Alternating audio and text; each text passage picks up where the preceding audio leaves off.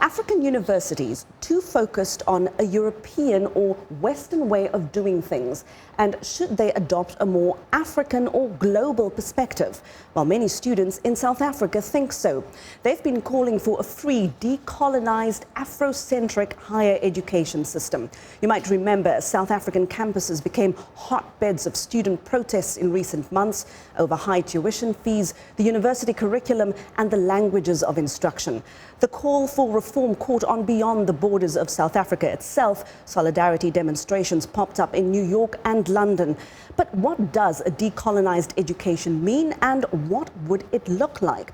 Well, joining us to explain this debate over South African higher education reform is Koketso Sachane. He's a radio show host for Cape Talk Radio. He joins us live now via Skype from Cape Town, South Africa. Koketso, thank you very much for joining us this evening. Thank you very much, Haydé. Why is this such a sensitive debate, and why has it become so heated? I think the topic of decolonization brings up a lot of pain and some would argue even guilt. For a start, there's the resistance or refusal to not only recognize what colonialism was or is, then from there being able to talk about what decolonization means. I have found in discussing the topic of decolonization that one has to start by first convincing people of the fact that there is a consequence to colonialism, and I suppose in the context of South Africa, the added consequence of apartheid, that they are real in 2017. In talking, recognizing colonialism and apartheid and its consequence, you're possibly saying to people that they need to recognize their own complicity or silence during that time, or benefit from it, and that there is a need to redress the lived experience of people and the consequence that still exists today. Now, I'm sure this is an issue that's really lighting up your phone lines. Who's really on the other side of this debate? Perhaps people who do not appreciate or understand this call for reform, and what are they saying?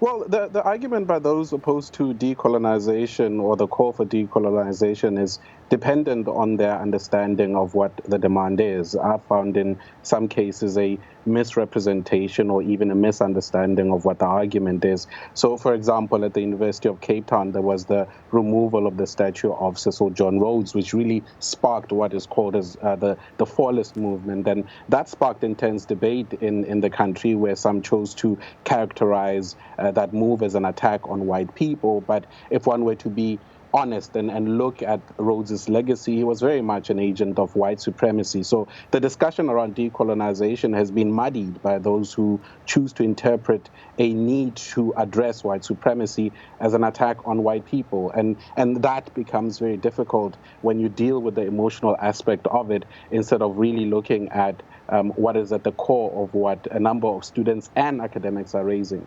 And especially, you know, a poignant moment for people like you and me who have actually lived through the apartheid-style education system. From what you are seeing and hearing, Koketso, is there any middle ground here? And are education experts, decision makers, the government, are they really taking the concerns of people who are in favor of reform? Are they taking those concerns seriously?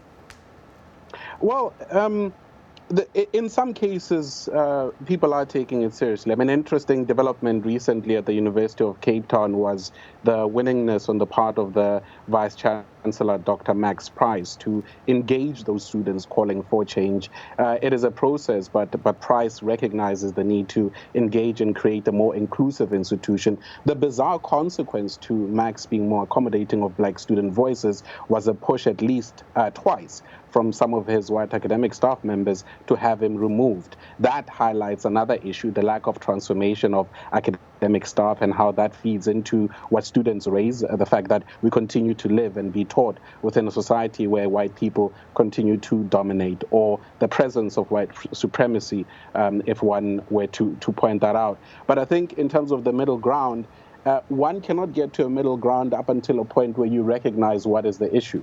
So the refusal to, as I've seen in some cases and some of the discussions I've had on radio, to recognize that there is and there was apartheid in its consequence, and there is and there was colonialism and its consequence. If we can't move past that point, we're not going to get to a point where we recognize the need for redress and in turn be able to have some sort of middle ground. Koketso Sachane, host of the Koketso Sachane show on Cape Talk Radio, speaking to us from Cape Town, South Africa. Koketso, always a pleasure. Thank you very much.